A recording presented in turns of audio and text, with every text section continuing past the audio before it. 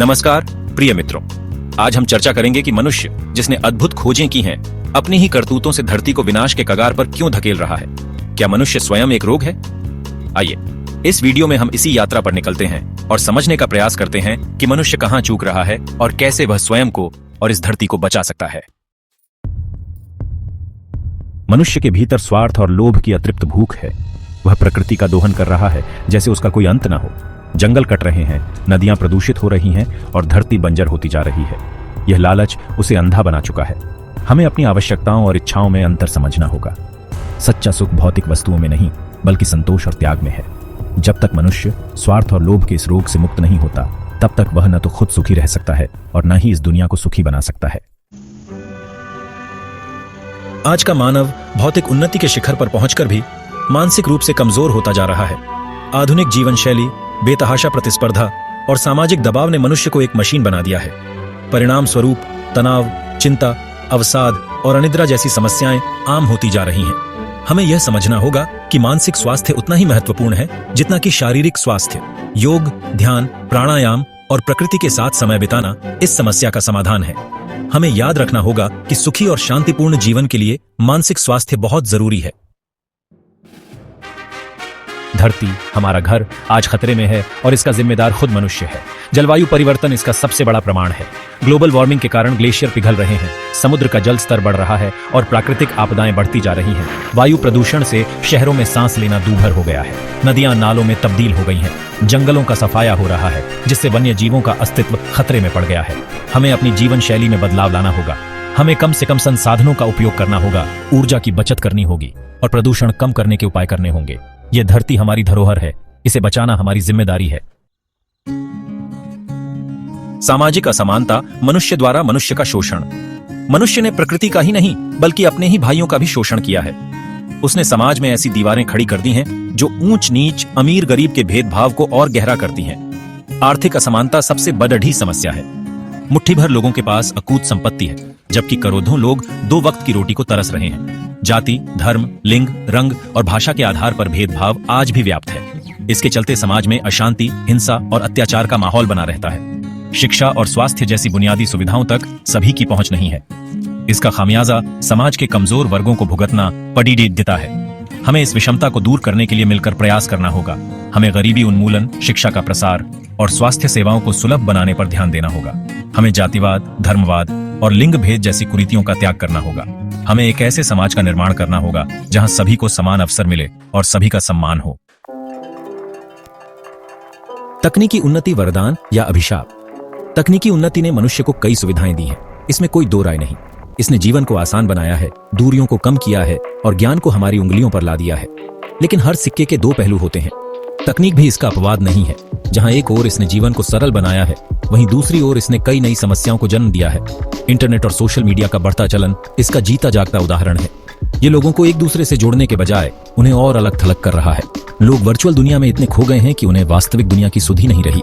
रिश्ते कमजोर हो रहे हैं, एकाकीपन बढ़ रहा है और मानसिक स्वास्थ्य पर नकारात्मक असर पड़ रहा है। हमें यह समझना होगा कि तकनीक एक उपकरण है, हमारा मालिक नहीं। हमें इसका इस्तेमाल सोच समझकर करना होगा। हमें यह सुनिश्चित करना होगा कि तकनीक का इस्तेमाल मानवता के विकास के लिए हो, उसके विनाश के लिए नहीं।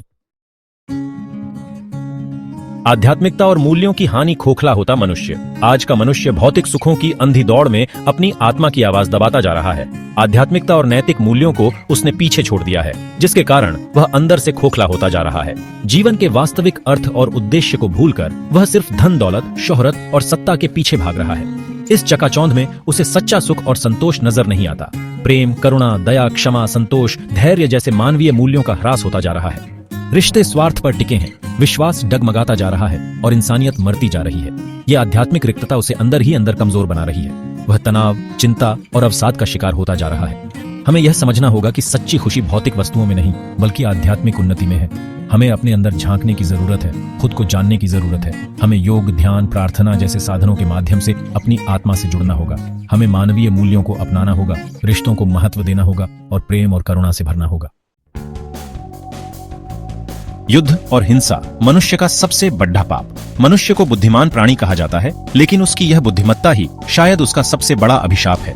अपनी इसी बुद्धिमत्ता के बल पर उसने ऐसे ऐसे हथियार बनाए हैं जो पल भर में पूरी दुनिया को तबाह कर सकते हैं। युद्ध और हिंसा मानव इतिहास के सबसे काले अध्याय हैं। सत्ता, लालच और धर्म के नाम पर उसने न जाने कितने ही बेगुनाह लोगों की जान ली है, कितने ही शहरों को तबाह किया है। आज भी दुनिया के कई हिस्सों में युद्ध की आग धधक रही है। लाखों लोग बेघर हो रहे हैं, बच्चे अनाथ हो रहे हैं और मानवता शर्मसार हो रही है। यह हिंसा सिर्फ शारीरिक ही नहीं बल्कि मानसिक भी होती है। शब्दों के बाण भी कई बार तलवार से ज्यादा गहरे घाव करते हैं। हमें यह समझना होगा कि हिंसा कभी भी समाधान नहीं हो सकती। ये तो सिर्फ और हिंसा को जन्म देती है। हमें शांति और अहिंसा का मार्ग अपनाना होगा। हमें संवाद के माध्यम से मतभेदों को सुलझाना होगा, प्रेम और भाईचारे का संदेश फैलाना होगा।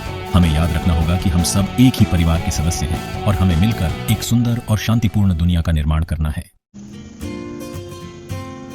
भविष्य की चुनौती, मनुष्य का अस्तित्व दांव पर। आज मनुष्य एक ऐसे मोड़ पर खड़ा है जहां से पीछे मुड़कर देखने पर उसे अपनी गलतियों का एहसास तो होता है, लेकिन आगे बढ़ने का रास्ता धुंधला दिखाई देता है। स्वार्थ, लालच, हिंसा और अज्ञानता की आग धीरे धीरे इस धरती को जला रही है। जलवायु परिवर्तन, पर्यावरण प्रदूषण, युद्ध और सामाजिक असमानता जैसे खतरे मंडरा रहे हैं। यदि यही सब चलता रहा तो वह दिन दूर नहीं जब इस धरती पर जीवन का अस्तित्व ही खतरे में पड़ जाएगा। मनुष्य को यह समझना होगा कि समय निकलता जा रहा है। अब भी वक्त है कि वह अपनी गलतियों से सबक ले और एक नई शुरुआत करे। उसे अपने दृष्टिकोण, अपनी जीवन शैली और अपने मूल्यों में बदलाव लाना होगा। उसे प्रकृति के साथ सामंजस्य बिठाकर रहना सीखना होगा। उसे स्वार्थ और लालच को त्याग कर प्रेम, करुणा और भाईचारे को अपनाना होगा। उसे यह समझना होगा कि उसका अस्तित्व इस धरती के अस्तित्व से जुड़ा हुआ है। यदि धरती का विनाश होगा तो मनुष्य भी नहीं बच पाएगा। यह समय आत्मचिंतन का है, समय है जागने का, समय है खुद को बदलने का। समाधान संभव है, मनुष्य ही मनुष्य का मसीहा। हालांकि आज मनुष्य खुद एक समस्या बन गया है, लेकिन इसका मतलब यह नहीं है कि समाधान संभव नहीं है। मनुष्य के पास ही वह शक्ति है, वह क्षमता है, वह बुद्धि है जिससे वह इस संकट से उबर सकता है। इसके लिए जरूरी है कि वह खुद को बदले, अपने अंदर झांक कर देखे, अपनी गलतियों को स्वीकार करे और एक नई शुरुआत करे।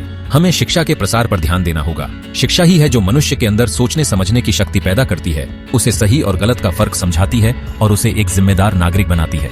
हमें नैतिक मूल्यों को पुनर्जीवित करना होगा। प्रेम, करुणा, दया, क्षमा, सत्य, अहिंसा जैसे मूल्यों को अपनाकर ही हम एक बेहतर समाज और एक बेहतर दुनिया का निर्माण कर सकते हैं। हमें एकता और भाईचारे को बढ़ावा देना होगा।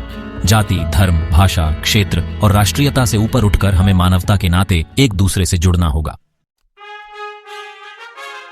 मित्रों, मनुष्य के हाथों में सृजन और विनाश दोनों की क्षमता है। आज वह एक ऐसे मोड़ पर खड़ा है जहां उसे यह तय करना है कि वह कौन सा रास्ता चुनता है। यदि वह अपनी गलतियों से सबक लेकर आत्मचिंतन करे तो वह खुद को और इस धरती को बचा सकता है। आइए हम सब मिलकर एक ऐसी दुनिया का निर्माण करें जहां प्रेम हो, शांति हो, न्याय हो और सभी के लिए खुशहाली हो।